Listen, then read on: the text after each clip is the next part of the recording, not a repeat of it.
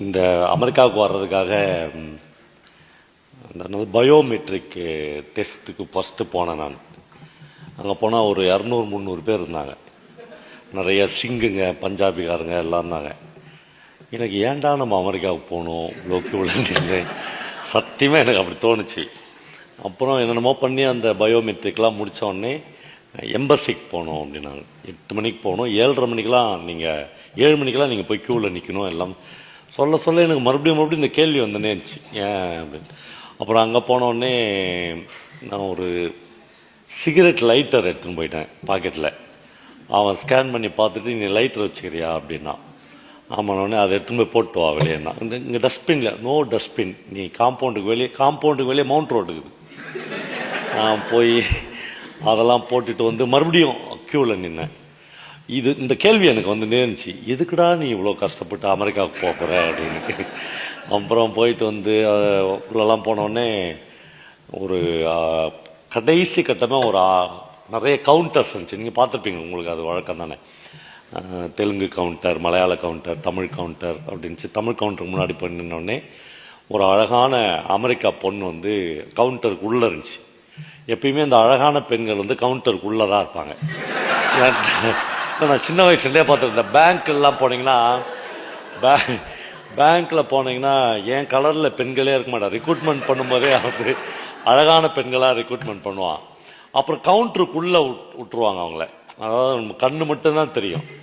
அந்த கண்ணு கவிதை மாதிரி இருக்குது கூட நம்மளால சொல்ல முடியாது, ஏன்னா அது கவுண்டருக்குள்ளே இருக்கும். அந்த மாதிரி ஒரு அமெரிக்கா பொண்ணு உள்ள நல்ல தமிழ் பேச்சு, அது ரொம்ப அது பிடிச்சிருந்துச்சி. அது நீ ஏன் அமெரிக்காவுக்கு போகிற அப்படின்னு கேட்டுச்சு. மனசுக்குள்ளே ஒன்றுக்குது, நான் ஒன்றும் போகணுன்னு இல்லைங்க, இப்படியே கூட திரும்பி போயிடுறாங்கன்னு சொல்ல மனசுக்குள்ளே. ஆனால் நான் சொல்லலை. யூ லைக் அவர் கண்ட்ரி அப்படின்ச்சு. போய் சொன்னேன் எஸ் அப்படின்னா. அப்புறம் எதுக்கு போகிறேன்னா, அப்புறம் இந்த மாதிரி ஃபெட்னா நீங்கள் ரைட்டரா அப்படிலாம் கட்சி. ஆமாண்ணே. அப்புறம் 2 இங்கிலீஷ் புக்கு, அதெல்லாம் நல்ல டெக்னிக்கலாக ஜெயமோகன் சொல்லி கொடுத்துக்கிறார். நம்ம இங்கிலீஷ் புக் எடுத்துன்னு போய் அவன் கையில் கொடுத்துட்டா, ஓ nice, very good, happy journey அப்படிலாம் சொல்லிடுவாங்கன்னு. சரி, அந்த பொண்ணு வாயிலேருந்து எப்படியே ஹாப்பி ஜேர்னி வரப்போகுது அப்படின்னு நான் நினச்சிருந்தப்போ, எவ்வளோ நாள் நீ அங்கே இருக்க போகிற அப்படின்னு கேட்சி. அப்புறம் 1 மாதம் இருக்க போகிறேன். இந்த மீட்டிங் 3 நாள் தானே, நீ ஏன் 1 மாதம் இருக்க போகிறேன்னு கேட்சி. அப்போ நான் இங்கெல்லாம் போகிறேன் அப்படின்னோடனே, உனக்கு எத்தனை பசங்க இருந்துச்சு? அப்போ தான் முக்கியமான அந்த கேள்வி இருந்துச்சு. உனக்கு எத்தனை பசங்க? 2 பசங்க. நீ ஏன் அவங்கள கூட்டின்னு போகல அப்படின்ச்சு. ஏங்க என்ன கூப்பிட்றதே பெரிய விஷயம், எல்லாரையும் கூட்டின்னு போக முடியும். அந்த அம்மா என்ன நினச்சிச்சு, நான் போய் இங்கேயே தங்கிடுவேன், நான் செத்தாலும் தங்க மாட்டேன், மெட்ராஸ்லேயே தங்குற ஆள் கிடையாது நான் அப்படிலாம் சொல்லி அப்புறம் ஓகே அப்படின்னுச்சு.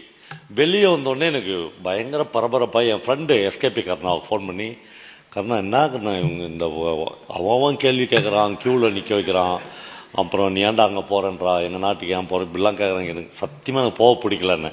அவர் சொன்னார், பவா அதை மட்டும் மிஸ் பண்ணிட்டாதீங்க, ஒரு மனுஷனுடைய கனவு தேசம் அது. எப்படி கண்ணா கனவு தேசம்? அது ஒரு டாலர் தேசங்கன்னாரு. ரெண்டுமே எனக்கு புரியல. இந்த 4-5 நாளில் புரிஞ்சிச்சு இந்த வாழ்க்கை வந்து எந்த மாதிரியான வாழ்க்கை. ஏன் நம்ம இங்கெல்லாம் நான் எங்களை வரும்போதே நிறைய பேர் கேட்டாங்க, சார் தாம்பரம் தாண்டினாவே உங்களுக்கு பிடிக்காதுன்னு சொல்லுவீங்களே சார், நீங்கள் எப்படி சார் அமெரிக்கா வரல வந்தீங்கன்னு. அதாங்க எனக்கு தெரில அப்படின்னு.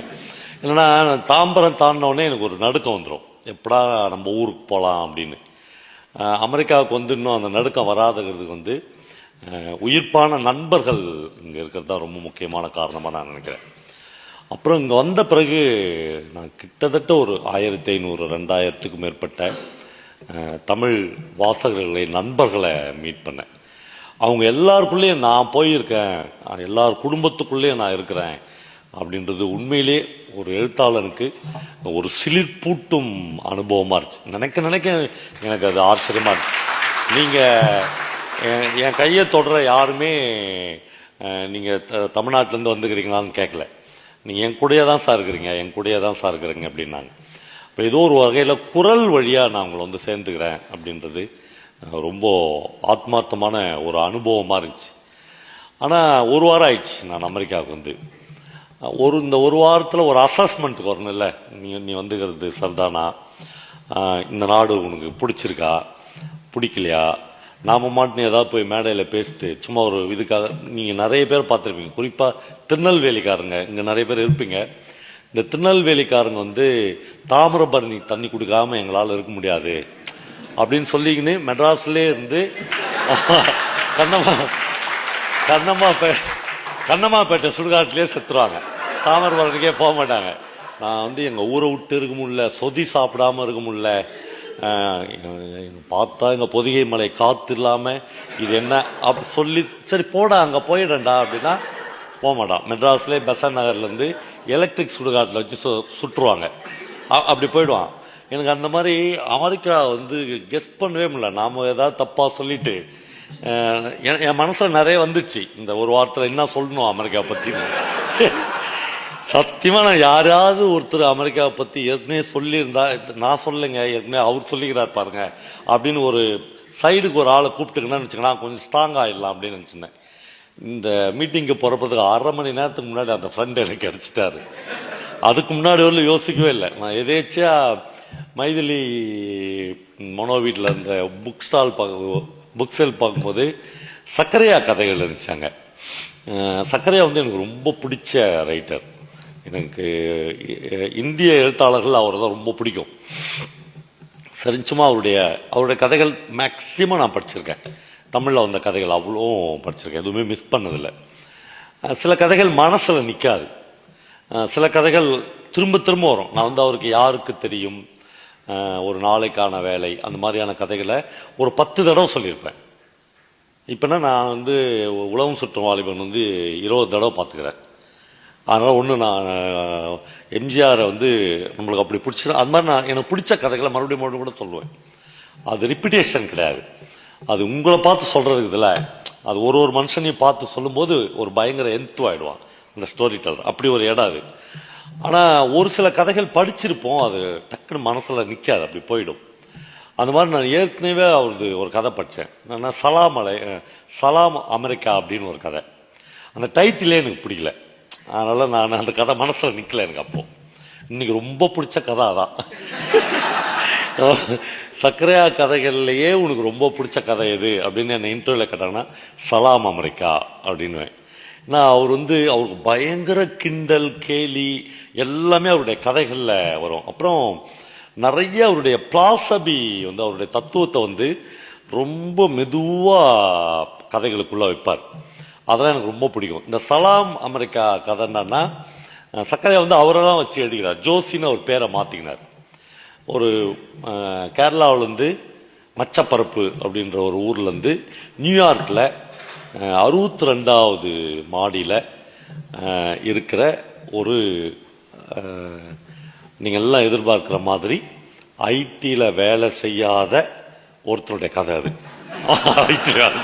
நான் நினைச்சேன் போச்சுடா இவனும் ஐடி தானா மைக்ரோசாஃப்ட் தானான்னு நினைக்கும்போது அவர் வந்து காலையில் 6 மணிக்கே வந்து அவன் வந்து ஜக்கில் வந்து இது எடுப்பான், விஸ்கி எடுப்பான். இவன் ஐடியில் வேலை செய்ய முடியாது அப்படின்னு முடிவு பண்ணிட்டேன். நான் 6 மணிக்கு குடிக்க ஆரம்பிப்பான். அவனுக்கு பயங்கர ஒரு பொழுது புலரும் போதே ஜக்கில் இவ்வளோ பெரிய கண்ணாடி மக்கில் உலகத்தில் எந்த நாட்டிலடா விஸ்கி கொடுக்குறான் அமெரிக்கா தவிர அப்படின்னு அவன் எடுத்து அப்படியே சாப்பிடுவான். குழந்தை இருக்கும், ஒரு சின்ன குழந்தை, ஒரு பையன் பார்க்கும். இவனுடைய வேலையே, ஜோசியினுடைய வேலையே அமெரிக்காவுக்கு விசா எடுத்து பாஸ்போர்ட் எடுத்து வந்தது எதுக்குன்னா இந்த குழந்தைய பார்த்துக்கிறது தான். அதுக்கு டயாப்பர் கட்டி விடுறது, அதை குளிக்க வைக்கிறது கூட, அப்பப்போ கொஞ்சம் ஃப்ரிட்ஜிலேருந்து எடுத்து குடிச்சிக்கலாம். சரி சார் குழந்தை மட்டுங்குதே சார், அந்த குழந்தைக்கு ஒரு அம்மா இருக்குங்கல்ல, அவங்க ஹாஸ்பிட்டலில் வேலைக்கு போய்க்கிறாங்க, நர்ஸாக இருக்கிறாங்க அவங்க. இவன் எல்லாமே செஞ்சுருக்கும்போது அந்த ஜோசி அந்த பொண்ணு பேர், அவனுக்கு என்ன தோணும், இன்னைக்கு தோணுச்சு எனக்கு. நான் மனோ மைதிலி வீடெல்லாம் பிரமாதமாக இருந்துச்சு, ஒரு ஹைலி சொஃபிஸ்டிகேட்டடான வீடு எல்லாம் இருந்துச்சு.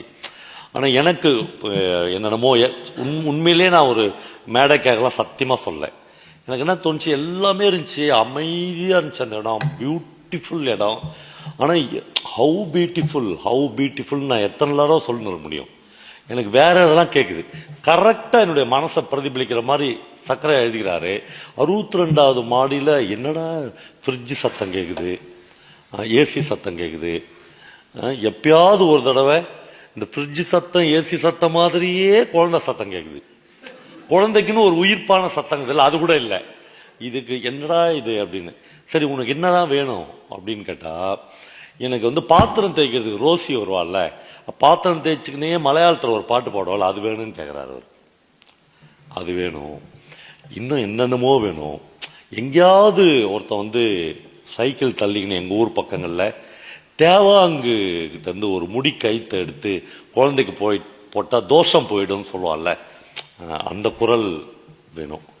என்னைக்காவது ஒரு நாள் எங்கள் தெருவில் ஒரு ராத்திரியில் வந்து அம்மா ஒரு ராப்பிச்சக்காரி வந்துக்கிறேன் அப்படின்னு சொல்கிற ஒரு ஏதோ ஒரு இது உங்க எல்லாம் சேர்ந்து தான் ஒரு தெருவை வந்து உயிர்ப்பிச்சு வச்சிருக்காங்க.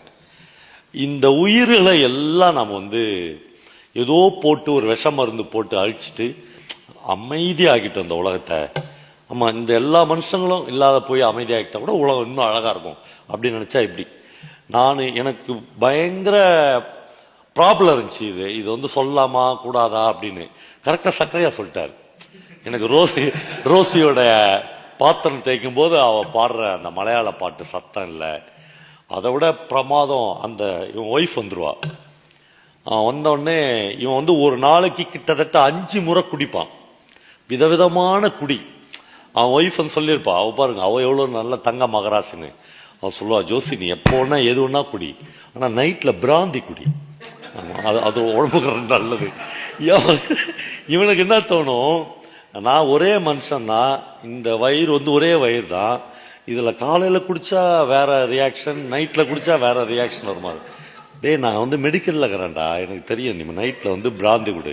அவ பாருங்க ஒரு பிராந்தி குடிக்க வச்சு புருஷனை இப்படி வச்சுக்கிறா, வீட்டுல பிள்ளைய பார்த்துக்கோ அப்படின்லாம் வச்சு அப்படி கிளீனா மெயின்டைன் பண்ணுவான். இவன் வருவா, வந்தோடனே அவளுக்கு ஒரு பழக்கம் இருக்கும், வீட்டுக்கு வந்த உடனே முதல்ல அந்த ஆஸ்பத்திரி ட்ரெஸ் எல்லாம் ரிமூவ் பண்ணி போட்டு வெறும் ஒரு இன்னர் வேரோட தான் வீட்டில் இருப்பான். அப்படி இன்னர் வேரோடு இருக்கும் போதெல்லாம் இவனுக்கு வந்து காலையிலேருந்து அப்பப்போ வேற குடிக்கிறான். 62வது மாடியில் இருக்கிறான், அமெரிக்காவில் தனியாகிறான், மலையாள வாசனையே இல்லை, இதெல்லாம் இருக்குதுல்ல. இவன் போய் உடனே அவளை கட்டி பிடிப்பான். அவளை கட்டி பிடிக்கும் போது ஒரு தடவையும் அவள் வந்து இங்கிலீஷில் சொல்லுவாள், வெரி நைஸ் ஜென்டில்மேன், தொடாத போய் தூங்கிக்கோ அப்படின்வா. அவனுக்கு தோணும், இவன் வந்து மலையாளத்துக்காரியா இங்கிலீஷ்காரியான்னு மாறிட்டாலே, இதே இங்கிலீஷ்லேயே சொல்கிறாளே. அப்புறம் வந்து அவ பயங்கர டெக்னிக்கா இவனை கையாள்வா. அப்படி தட்டி கொடுத்து யூ லுக் சோ நைஸ் அப்படின்வா. இவன் பயங்கர கிளர்ச்சி ஆகிடும், ஓ இன்னைக்கு ஏதோ நடக்க போகுதுன்னு. ஒன்றும் நடக்காது, நீ போய் தூங்கு சாமி அப்படின்னு சொல்லிட்டு போய் அவ படுத்துருவா. சில நேரங்களில் குழந்தை கேட்கும், என்னன்னா மதர் அம்மா, இந்த தடுமாற்றங்கள்ல மதர் அம்மே அம்மா மொழியினுடைய தடுமாற்றம் அது எல்லா அமெரிக்க குழந்தைகளுக்கு இருக்கு. நான் பார்த்துட்டேன், என்னன்னு கூப்பிடுறது குழலுது. அந்த லாங்குவேஜ் வந்து ஒரு ஹைலி பியூரிஃபைடு இங்கிலீஷுக்கும் போக முடியல, ஒரு அப்பட்டமான வட்டார தமிழுக்கும் போக முடியல. அப்படி ரெண்டுமா அந்த குழந்தைங்க வந்து தடுமாறு. நாம அங்கிருந்து தாய்ப்பால் குடிச்சிட்டு வந்துட்டோம், அதனால நம்மளுக்கு அந்த பிரச்சனை இல்லை. நான் குழந்தைங்களுக்கு அந்த பிரச்சனை இருக்குது. அந்த குழந்தை வந்து அம்மா அப்படின்னும் போது இவன் அந்த அவளுடைய ரூமை திறந்து போய் பார்த்தா ஒரு பொட்டலை மாதிரி அவள் கிடப்பா. எப்பயுமே ஒரு மளிகைக்கடலில் கட்டி போட்ட ஒரு பொட்டலை மாதிரி தூங்கின்னு கிடப்பா. அவளை எப்போ அவன் தொடும்போதும் அவள் ஒரு விஷயம் சொல்லுவாள், அது என்னன்னா, ப்ளீஸ் நம்ம வீட்டு கடன் அடைக்கணுமா இல்லையா, ஊரில் வர ஒரு வீடு கட்டிட்டோம் இல்லையா, ஓவர் டைம் பண்ணால் தான் நம்ம அடைக்க முடியும். நீ ஏதாவது என்ன பண்ணி நான் மெட்டர்னிட்டி லீவு அது இதுன்னு போட்டு வீட்டில் படுத்துனா கடனுக்கு யார் இஎம்ஐ கட்டுவாங்க. இவன் மறுபடியும் போய் ஃப்ரிட்ஜை திறந்து இன்னொரு 2 லார்ஜ் அதிகமாக சாப்பிட்டு வாழ்க்கை அப்படியே போயினுக்கும். ஆனால் கடவுள்னு ஒருத்தர் இருக்கிறானா இல்லையா சார் அப்படின்னு நீங்கள் கேட்டிங்கன்னா, இருக்கிறான் சார். அதை நான் எப்போ கண்டுபிடிச்சேன் அப்படின்னு சக்கரையா சொல்கிறாருன்னா, லிஃப்டில் ஒரு நாள் மேலே வரும்போது ஒரு பொண்ணு வந்து உண்மையிலேயே அழகாக இருப்பாள். அவர் சொல்கிறாரு, சத்தியமாக அந்த பொண்ணு வந்து அமெரிக்காக்காரி கிடையாது, வெள்ளக்காரங்களுக்கு வந்து அது என்ன நிறனே கண்டுபிடிக்க முடியல. நானும் வந்ததுலேருந்து பார்க்குறேன், அவங்களுடைய உடம்புல இருக்கிறது வந்து ஒரு ஒரு சிவப்பான நிறமும் கிடையாது, சரி ஒரு வெள்ளையான நிறமும் கிடையாது, ஒரு மாதிரி கலரான நிறமாகறாங்க.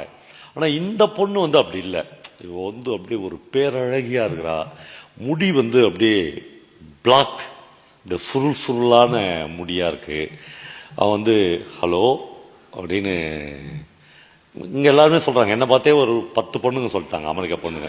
ஹலோ ஹலோ அப்படின்ற நம்ம அந்த மாதிரி இவன் ஹலோ லிஃப்ட்டில் இவங்க 2 பேர் தான் இறங்குறாங்களா, இவன் 2 பேர் பார்த்துக்கும்போது ஹலோ அப்படின்னே ஹலோ அப்படின்னே உடனே இவன் அந்த தைரியம் வரும். எப்படின்னா யாருமே இல்லாதப்போ வெளிநாடு 62வது மாடி, நாமளே ஓசி விசாவில் வந்துக்கிறோம், எதுவுமே அப்போ ஞாபகம் வராது.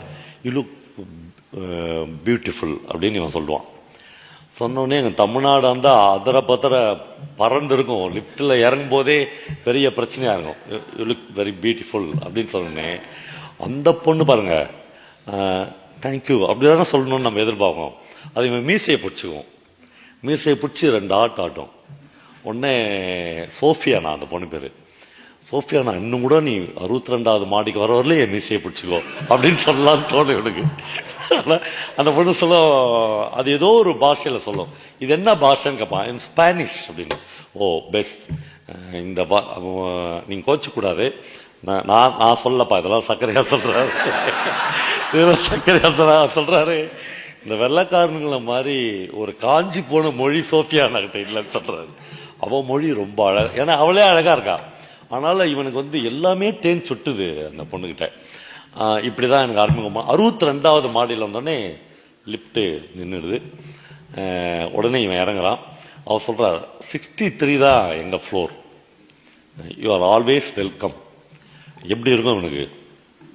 ஓகே அப்படின்னு இவனுக்கு அன்றைக்கி வந்து கடவுள் வந்து சோஃபியானான்ற ஒரு தேவதையின் மூலமாக இவனுக்கு அருள் பாவிச்சுறார்.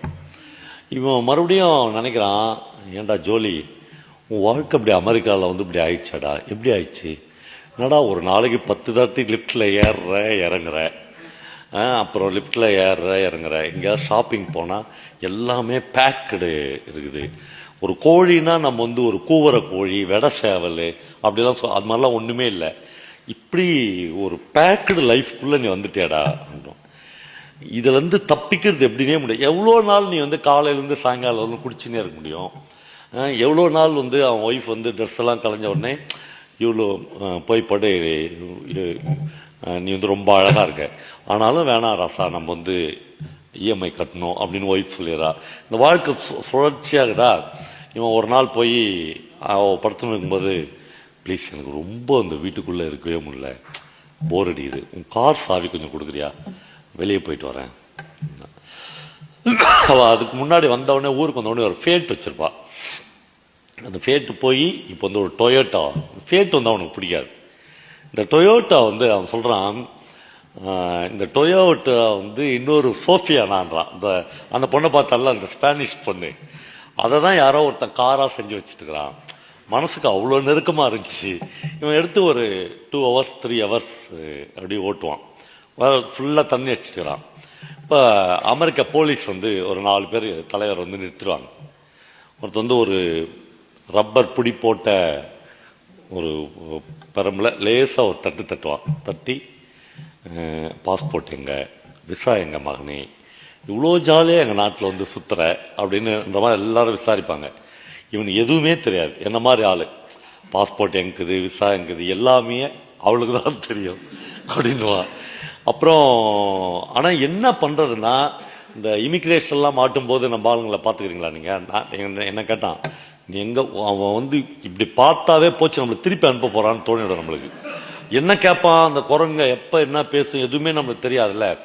அது மாதிரி இவனுக்கு இந்த மொழி தெரியாத நாட்டில் அமெரிக்கா போலீஸ்காரங்க 4 பேர் வந்து நம்மளை பிடிக்கும்போது என்ன பண்ண போகிறாங்க, அவ்வளோதான் நம்ம வாழ்க்கை இங்கேயே முடிஞ்சிடுச்சு.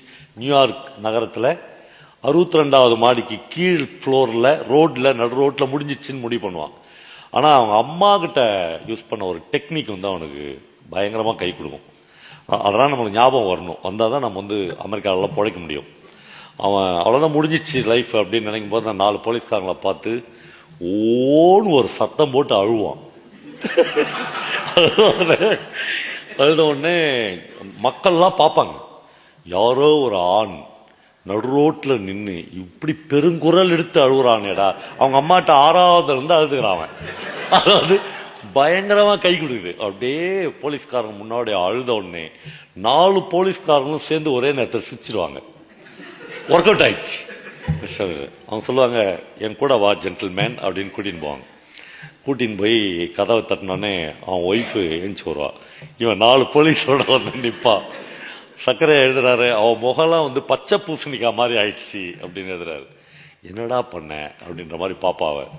நான் ஒன்றுமே பண்ணல, கார் ஓட்டினேன், இந்த இறுக்கம் தாங்க முடியாமல் கார் ஓட்டினேன் அப்படின்னு சொல்லுவான். போலீஸ்காரங்க சொல்லுவாங்க, இந்த புருஷனை வந்து நல்லபடியாக பார்த்துக்கோ, தயவுசெய்து அமெரிக்கா ரோட்டில் வந்து அடிக்கடி இப்படி அனுப்பாத அப்படின்னு தட்டி கொடுத்து வந்துடுவாங்க. அப்பா, ஒரு மறு வாழ்க்கை கொடுத்துக்குது அமெரிக்க போலீஸ் அப்படின்னு ரொம்ப சந்தோஷமாயிடுவான். இது ஒரு பெரிய கதை. நான் அந்த பெரிய கதைக்கெல்லாம் போல, மறுபடியும் அதில் நான் படிக்கும்போது யோசித்து, ஒரு 10 இடத்துல சர்க்கரையார் என்ன சொல்கிறாருன்னா பயங்கரமாக பாதிக்கப்பட்டுகிறார். என்னடா வாழ்க்கை இது, லிஃப்டில் ஏறுறோம் இறங்குறோம், மறுபடியும் லிஃப்டில் ஏறுறோம் இறங்குறோம். அப்புறம் இந்த பையன் ஒரு சின்ன பையங்கிறால அவன் வளர போகிறான். சரி, இவன் வளர்ந்து என்ன ஆக போகிறான்? இவனும் இந்த கோடிக்கணக்கான கார்கள் போதில் அதில் ஒரு கார் ஓட்ட போகிறான். இவனும் டிராஃபிக்காக போய் நிற்க போகிறான். இவனும் வந்து ஃப்ரிட்ஜு சத்தத்தையும் ஏசி சத்தத்தையும் மட்டும்தான் கேட்க போகிறான். மீது எந்த சத்தமும் இவனுக்கு கேட்க போகிறதில்ல. சரி, கொஞ்சம் காசு கிடைக்குது அப்படின்றதுக்காக இப்படியே ஒரு மனுஷன் வாழ்ந்துட்டு சாக முடியுமா? இப்படிலாம் நினைக்கிறான். அப்படி நினைக்கும் போது அவனுக்கு இருக்கிற ஒரே ஆறுதல் வந்து அந்த ஸ்பானிஷ் கார். இந்த 3 பேர் முகமும் டிவியில் வந்து ஒரு மலையாளி அப்படி துள்ளுவான், பார்த்துக்கிறீங்களா நீங்கள்? டிவியில் அவங்க ஃபேஸ் வந்துச்சுன்னா, இங்கே அமெரிக்காவில் இருக்கிற ஒரு மலையாளி வந்து அப்படி துள்ளுவான், சேட்டா அப்படின்வான். அது வந்து ஏக்கம். அந்த மாதிரி இந்த பொண்ணு முகம் வரும்போதெல்லாம் இவன் வந்து துள்ளுவான். அப்புறம் தான் இவனுக்கு கொஞ்சம் கொஞ்சமாக விசாரிப்பான், அந்த பொண்ணு யார் என்னன்னு. அவள் வந்து அந்த 63வது மாடியில் வந்து ஒரு மலையாளி டாக்டர் அம்மா இருப்பாங்க. அவங்க வந்து ஒரு ரொம்ப அமெரிக்காவுடைய ஒரு ஹை ஸ்டாண்டர்டில் இருக்கிற ஒரு வெள்ளைக்காரனை கல்யாணம் பண்ணிப்பாங்க. அவன் வந்து அவனுடைய சம்பளம், அவனுடைய வாழ்க்கை வசதிலாம் வேற லெவல். இந்த அம்மா வந்து அவனுக்கு அடிக்கடி உடம்பு சரியில்லைன்னும் போதெல்லாம் அவனுக்கு வைத்தியம் பார்த்து அவனை மயக்கி அந்த வெள்ளைக்காரனை கையில் போட்டு அவனை கட்டிக்கிச்சு அப்படின்னு எல்லாம் சொல்லுவாங்க. அவங்க வீட்டில் இந்த ஸ்பானிஷ்காரி ஒர்க் பண்ணுவாள். இப்போ எல்லாம் முடிஞ்ச உடனே நான் கதையை ரொம்ப சுருக்க போகிறேன். அவங்க வீட்டுக்கு போனோடனே அவங்க பகல்லாம் வெளியே போயிடுவாங்க. இவன் போவான், இந்த குழந்தைய நல்லா தூங்க வச்சுட்டு அவங்க வீட்டுக்கு போவான். அவங்க வீட்டுக்கு போன முதல் நாள் வந்து அவள் வந்து ஒரு பெட்டில் இவனை படுக்க சொல்லுவாள். பெட்டில் படுக்க சொல்லுவா, ஒரு பேரழகியாக அவனுக்கு தெரியவா. அப்போ பெட்டுக்கு கை வச்சு ஏதோ பண்ணுவாள். அந்த பெட்டு வந்து அப்படியே சுழலும். இப்போ ஒரு சுழலும் பெட்டை வந்து வாழ்க்கையில் ஒரு மலையாளி வந்து இப்போ தாண்டா பார்க்குறோம். அமெரிக்காவில் எவன் விட்டு பெட்டையோ ஒரு ஸ்பானிஷ்காரி நம்மளுக்கு காமிக்கிறாடா அப்படிலாம் அவனுக்கு தோணும். ரொம்ப சந்தோஷமாக இருக்கும். அதுக்கப்புறம் இவனுக்கு வந்து வாழ்க்கையில் வந்து ஒரு சின்ன பிடிமானம் கிடைச்ச மாதிரி ஆகிடும். என்னதான் வறண்டு போன இந்த தெரு, வறண்டு போன இந்த வாழ்க்கை எல்லாம் இருந்தாலும் ஏதோ ஒரு சின்ன பிடிமானம், இந்த பொண்ணு போதும் நமக்கு வாழ்க்கையில், எப்பயாவது பேசலாம் கொள்ளலாம் அப்படின்ற மாதிரி இருக்கும். அந்த பொண்ணுக்கு வந்து இவன் பேசுகிற மலையாளம் அவளுக்கு புரியாது, அவள் பேசுகிற ஸ்பானிஷ் சுத்தமாக இவனுக்கு புரியாது. ஆனால் அவள் வந்து பல நேரங்களில் இவன் மேலே உட்காந்து நாளைக்கு நாளைக்கு அப்படின்னு கத்துவா. அந்த ஒரு வார்த்தை வந்து தமிழ் வார்த்தை கிடையாது, மலையாள வார்த்தை. அது மட்டும் 2 பேருக்கும் புரியும். அந்த வார்த்தைக்காகவே நம்ம வந்து இந்த வாழ்க்கையை கடத்தலாம் அப்படின்லாம் 2 பேருக்கும் தோணும். ஓகே, இப்போ வந்து கார் மாறிக்கினே இருக்கும். இப்போ நம்ம வந்து கார் மாற்றினே இருக்கோம், எதாவது பண்ணி அவனால நம்ம வாங்குற டாலர்ஸ் வந்து அவன் வந்து அந்த டொயோட்டாவை விற்றுருவான். விற்றுட்டு லிங்கன் ஃபேமிலி கார் ஒன்று வாங்குவான். அந்த டொயோட்டா போனோடனே இவனுக்கு வந்து இவளே போயிட்ட மாதிரி ஒரு ஃபீல் வந்துடும். இவங்க வீட்டு கார் தான் அது. ஏன்னா இவன் வந்து அந்த ஸ்பானிஷ் பொண்ணை வந்து அந்த டொயோட்டா காரில் பார்த்துனே இருப்பான். அது போனோடனே கதையினுடைய கடைசி கட்டாக வரும்போது இவன் வந்து அந்த டொயோட்டா கார் எடுத்துன்னு போவான் வெளியே. மறுபடியும் ஒரு நாள் கெஞ்சி அவன் கொடுக்கவே மாட்டான். மறுபடியும் அமெரிக்கா போலீஸ் வரும், மறுபடியும் பாஸ்போர்ட் விசாலாம் காமிப்பாங்க. இல்லை சத்தியமாக வராது அப்படின்னு எடுத்துன்னு போடுவான். போய் ஒரு இடத்துல, ஒரு ஒதுக்குப்புறமான இடத்துல அந்த காரை பார்ப்பான். பிடிக்காது அவனுக்கு. அவனுக்கு மொத்த அமெரிக்க ஜனாதிபதிகளில் யாருமே வர பிடிக்காது.